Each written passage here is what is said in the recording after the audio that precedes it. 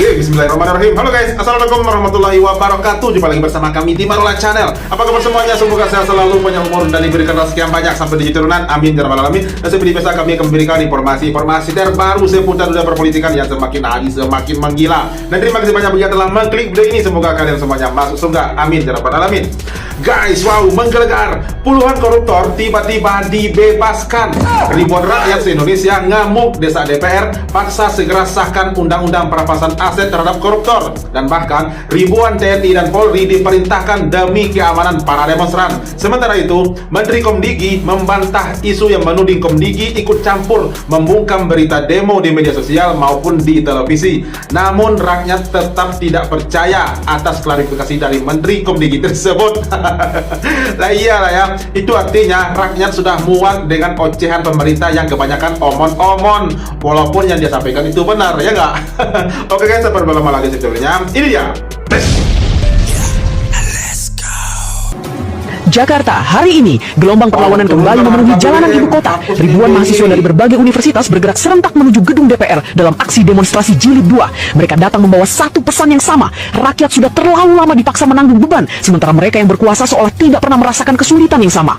Di tengah harga kebutuhan pokok yang terus merangkak naik, lapangan pekerjaan yang semakin sempit, dan daya beli masyarakat yang terus melemah, pemerintah justru menaikkan harga BBM. Yang memberikan usul konkret segera Demo perampasan aset, RUU perampasan aset. balik itu yang konon katanya sampai 1.000 triliun, miskinkan mereka, bukan malah mengeluarkan kebijakan yang merampas harta rakyat karena kami tidak mampu bayar pajak. Saya menuntut untuk Bapak-Bapak Dewan dan pemerintah sekalian untuk segera mengesahkan rancangan undang-undang perampasan aset sekiranya dalam kurun waktu 30 hari. Melihat bagaimana indeks persentase korupsi Indonesia yang saat ini terakhir audit itu mendapatkan skor sebanyak 22. Yang mana dalam penilaian skor itu 0 artinya tingkat korupsi itu begitu parah, dan 100 artinya negara itu begitu bersih dari korupsi. Indonesia mendapatkan skor 22 di tengah standar internasional yaitu sebesar 43. Bahkan jika disandingkan dengan negara-negara tetangga, poin kita begitu buruk sekali, Pak. Oleh karena itu, saya menuntut Bapak-Bapak yang terhormat untuk dapat mewakilkan suara-suara kami untuk dapat mempercepat rancangan undang-undang perampasan aset. Hai DPR, ini kalian sebenarnya punya nyali nggak sih buat babat habis koruptor di negara ini? Jangan sampai rakyat berpikir kalau kalian sengaja menjaga celah hukumnya. Rakyat desak RUU perampasan aset. Yang kalian bahas HAM. MUI usulkan hukuman mati. Yang kalian bahas HAM-nya lagi. Iya. Parah, benar-benar parah DPR ini ya. Hebat ya. HAM-nya penjahat didundungi setengah mati. Tapi HAM-nya rakyat yang dirampok pernah nggak kalian dipikirkan? Sebenarnya mau kalian ini apa sih? Iya. Nggak bosan ya? Jadi penonton sirkus para tikus-tikus itu yang setiap saat ada saja kasus yang bermunculan. Sadar nggak sih? Hukuman koruptor itu receh dan sama sekali nggak bikin mereka kapok. Udah hukumannya ringan, malah ada yang dapat obral remisi lagi setiap tahun. Iya, betul. Bentar guys ya. Nah, ini benar ya. Ini gimana kita mau percaya kepada pemerintah apalagi kepada DPR, sebab sudah bertahun-tahun rakyat meminta kepada DPR untuk segera mengesahkan rancangan undang-undang perampasan aset terhadap koruptor, hingga saat ini masih belum juga disahkan. Dan katanya kemarin beberapa hari yang lalu itu DPR Komisi 3 sedang gencar-gencarnya dan bahkan katanya pakai turbo agar segera disahkan undang-undang perampasan aset ini. Tetapi buktinya mana? Kita kan nggak tahu apa yang dia bahas, lalu isinya apa. Kita kan nggak tahu. Itu kan cuma omon-omon kata mereka aja ya. Dan buktinya koruptor di bulan Agustus ini itu banyak yang dibebaskan. Kok bisa seperti itu? Oh, apakah ini yang disebut namanya remisi atau pengampunan gitu ya? Nah, jadi gimana koruptor ini mau hilang dari negeri ini? Gimana koruptor ini, para bandit-bandit, maling-maling itu bakalan takut untuk maling uang negara, sebab pengampunannya ada tiap tahun. Belum hari lebarannya, belum 17 Agustusan, ya enggak? Mereka dapat ampunan, dapat remisi, sementara hukuman mereka pun juga ringan. 3 tahun, 4 tahun, 5 tahun, 6 tahun. Jadi kapan koruptor ini mau hilang dari negeri ini kalau tidak dengan segera disahkan rancangan undang-undang perampasan aset terhadap koruptor ini, ya enggak? Jadi makanya kepada DPR segera sahkan undang-undang perampasan aset terhadap koruptor, ya nggak? Oke guys, lanjut. Peraturan pemerintah nomor 99 tahun 2012 dinilai menjadi cikal bakal mudahnya pembebasan bersyarat bagi koruptor. Nasib pemberantasan korupsi pun semakin miris, sebab hukum seakan kian berpihak pada koruptor. Parah ya, parah. Semangat pemberantasan korupsi yang dituangkan dalam Undang-Undang Pemberantasan Korupsi nomor 31 tahun 99 maupun nomor 30 tahun 2002. Di sana dinyatakan ini kejahatan luar biasa, maka prosesnya pun, penanganannya pun dengan cara-cara luar biasa. Artinya beda dengan perkara yang lain. Sekarang yang sama. Salah satu faktor pemicu yang dinilai mempermudah para napi koruptor bebas yakni dibatalkannya PP nomor 99 tahun 2012 tentang pengetatan remisi dan pembebasan bersyarat bagi pelaku kejahatan luar biasa. Ya betul, setuju. Ya harusnya seperti itu. Harusnya pemerintah itu membuat undang-undang baru terhadap khusus koruptor, itu tidak ada pembebasan bersyarat atau pengurangan masa tahanan bersyarat. Tidak ada khusus buat koruptor gitu. Biar koruptor ini pada kapok gitu ya nggak? Ini 17-an di bulan Agustus dapat remisi, Lebaran dapat komisi, tahun baru mungkin juga dapat ya. Jadi atau jangan-jangan tiap bulan dapat remisi lagi. Kan parah ya. Jadi kapan koruptor ini mau hilang dari negeri ini gitu, dengan rendahnya hukuman, terus rendahnya sanksinya kepada mereka. Jadi kapan mau habis koruptor di negeri ini? Makanya segera sahkan undang-undang perampasan aset terhadap koruptor gitu loh, biar cepat habis gitu loh. Atau jangan-jangan nih DPR ikut-ikutan lagi nih, ya nggak? Oke, selanjutnya. Nah di sini Komdigi akhirnya klarifikasi tentang isu yang menuding pihak Menteri Komunikasi dan Digital menekan atau men-take down atau membungkam berita-berita demo yang beredar di media sosial ataupun di televisi. Coba disimak guys. Kita mencermati dalam mendekati Agustus ini, terutama menjelang hari kemerdekaan kita, bahwa banyak sekali konten-konten hoax yang diproduksi untuk melakukan provokasi dari Kementerian Komunikasi dan Digital. Tidak ada kita melakukan pelarangan terhadap media massa untuk melakukan peliputan-peliputan apapun bentuknya, selama dalam kaidah-kaidah jurnalistik dan sesuai dengan koridor undang-undang pers. Jadi itu tidak betul, dan silahkan juga ditanyakan kepada teman-teman media massa lainnya. Dan kemudian yang kedua adalah kami dalam kerangka ini perlu mengingatkan masyarakat. Kita mencermati dalam mendekati Agustus ini, terutama menjelang hari kemerdekaan kita, bahwa banyak sekali konten-konten hoax yang diproduksi untuk melakukan provokasi terhadap kondisi yang baik saat ini. Masa sih ya nggak? Kenalan tuh, guys. Lo ingat nggak? Pada demo besar-besaran yang terjadi di bulan Agustus tahun 2025 kemarin, itu salah satu media sosial yang bernama Titik atau Tik-Tik gitu ya, itu sampai fitur live-nya dicabut atau dihapus. Apa coba kalau bukan Komdigi yang ikut serta itu, ya nggak? Siapa lagi yang berani kalau bukan Komdigi yang memerintahkan, ya nggak? Nah itu, jadi apapun klarifikasi dari pemerintah, rakyat sudah tidak percaya lagi. Andaikan itu benar ya disampaikan, rakyat sudah muak, tidak percaya lagi dengan omong-omong dari pemerintah. Sebab terlalu sering disakiti, terlalu sering dibohongin, dikibulin. Rakyat sendiri dikibulin oleh pemerintah, ya enggak? Kita mau nonton live demo pada tahun 2025 bulan Agustus kemarin, itu live demonya itu nggak ada. Karena fitur live-nya itu di aplikasi Tik-Tik itu dihapus. Gimana mau live, ya nggak? Parah ini ya. Siapa tuh yang bekerja kalau bukan Komdigi, ya nggak? Oke guys, lanjut. Undang perampasan aset. Hukuman bagi koruptor hanya berasa seperti jeweran di telinga saja. Dikurung hanya beberapa tahun dengan fasilitas mewah. Bahkan sesekali bisa pelesir keluar penjara. Ketika bebas, hartanya tetap utuh dan kaya raya. Walhasil koruptor gak akan kapok. Yang ada hanya nyengir kuda. Makanya koruptor harus dimiskinkan. Dia dan keluarganya. Lalu vonis dengan hukuman seumur hidup dalam kemiskinan. Bebas KTP senilai 5,9 triliun. Setia Novanto terlihat merayakan ulang tahun dengan tema BTS. Wah. Negara macam apa ini? Hukum model apa ini? Kok bisa Parah. yang merugikan negara hingga 2,3 triliun? Malah hukumannya enak. Dia menjalani hukuman cuma 7 tahun penjara. Dan sekarang hidupnya masih mewah. Ini perlunya perampasan aset. Ini perlunya memiskinkan seorang koruptor.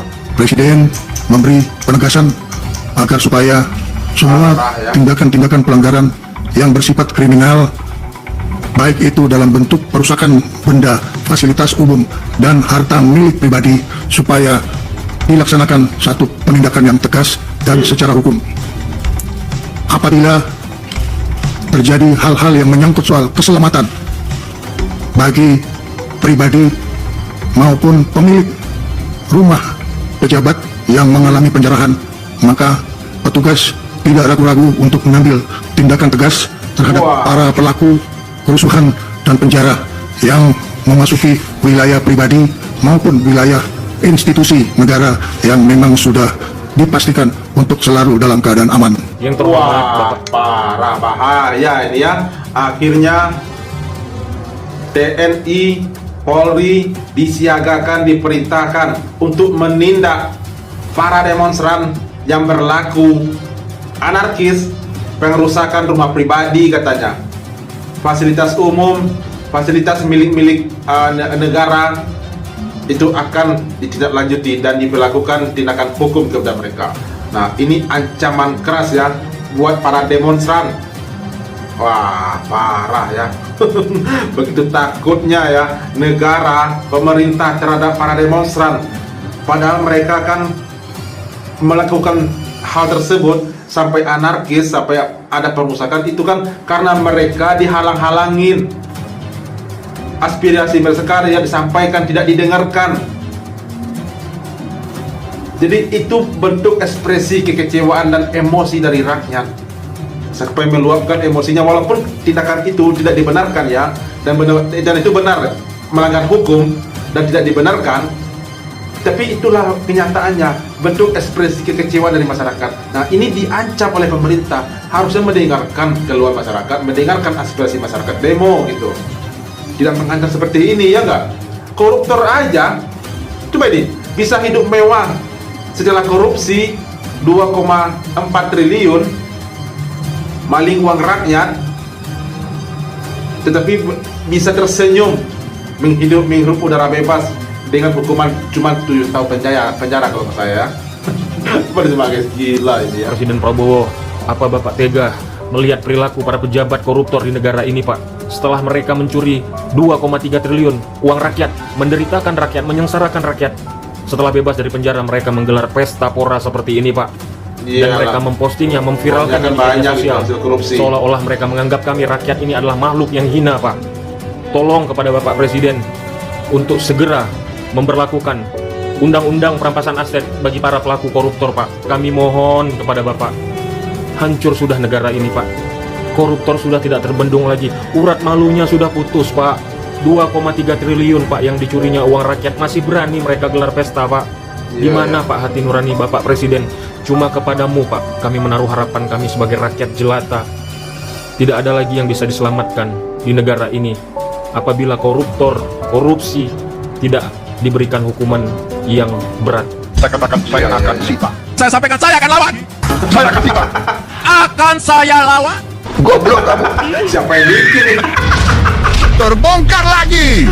Kejagung temukan bukti baru di rumah Febri.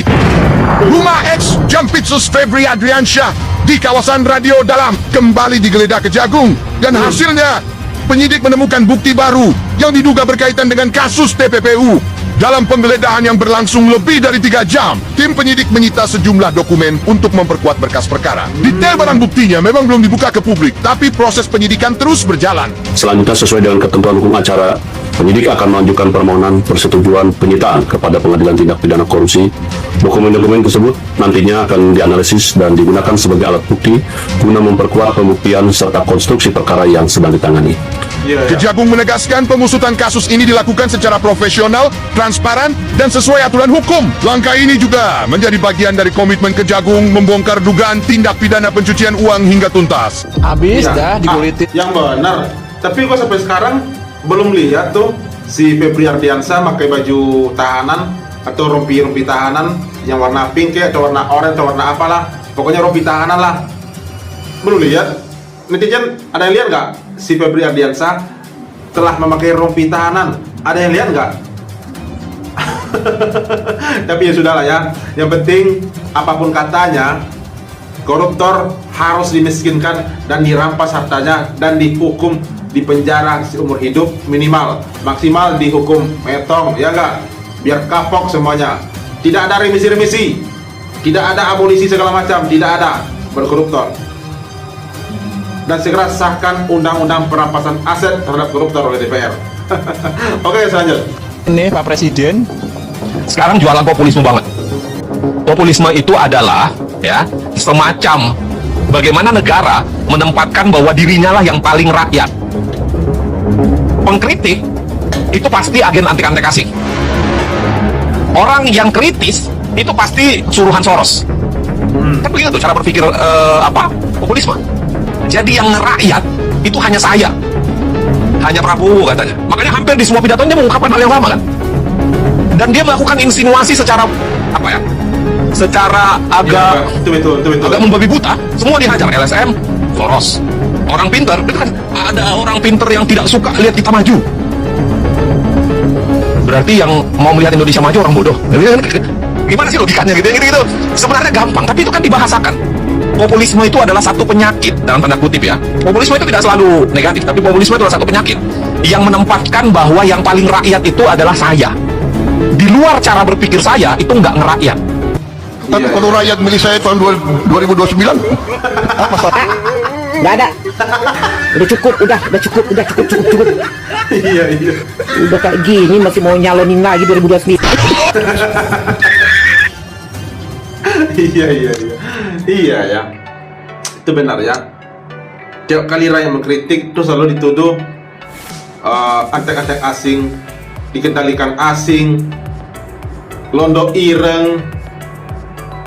Selalu kayak gitu.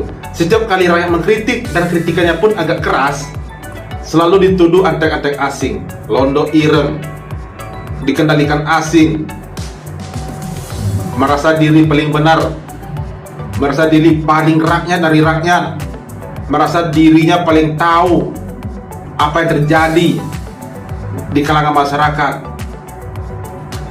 Itu apa berita kita guys yang terjadi saat ini. Hukumnya kacau balau, programnya juga kacau balau, menteri-menterinya pun gemuknya obesitas pun kacau balau, nggak ada berkompeten, DPR-nya pun lebih parah lagi, omon-omon. Ya kacau lah pokoknya. Dibilang mau nyesel tinggal di negara, kita cinta negara. Kalau mau pindah, nggak ada yang ngurusin, biaya pun gede, ya nggak? Ya sudah lah guys, sabar-sabar aja ya. Jangan kuat-kuat aja jadi warga Indonesia guys, biar tahan banting. Oke guys, itu reaksi kita hari ini dan makasih banyak begitu telah menonton dan sampai jumpa lagi di video berikutnya. Thank you. Thanks for watching.